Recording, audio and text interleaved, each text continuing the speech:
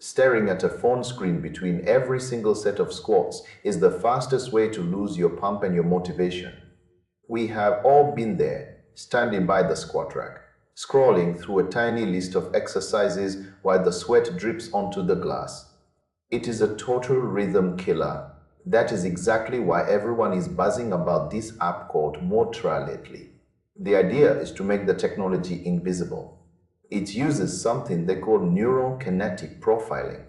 This is not just some basic step counter logic. It is actually rooted in deep research from places like Harvard and the University of Toronto.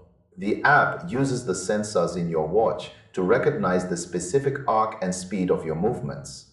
It knows the difference between a bicep curl and a bench press without you saying a word. You just move, and the reps start ticking up on your wrist. It feels like living in a sci-fi movie when it works correctly. Beyond just counting, it uses AI to look at how you recovered from your last session.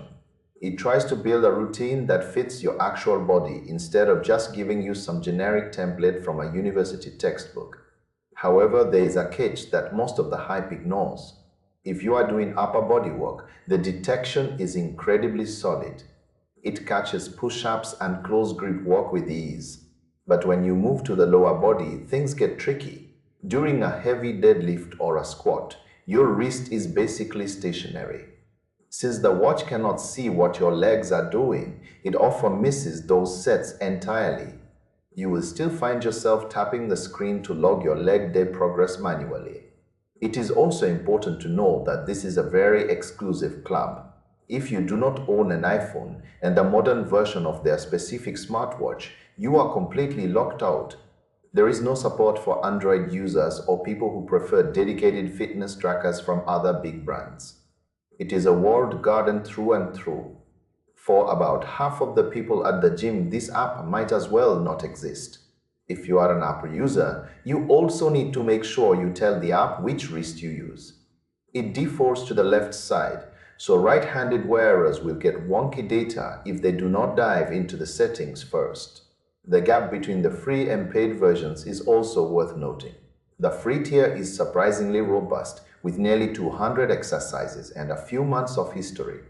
That is actually better than many apps that charge a monthly fee right out of the gate. But if you want the full library of nearly 500 moves and the permanent history, you have to pay for the Pro version.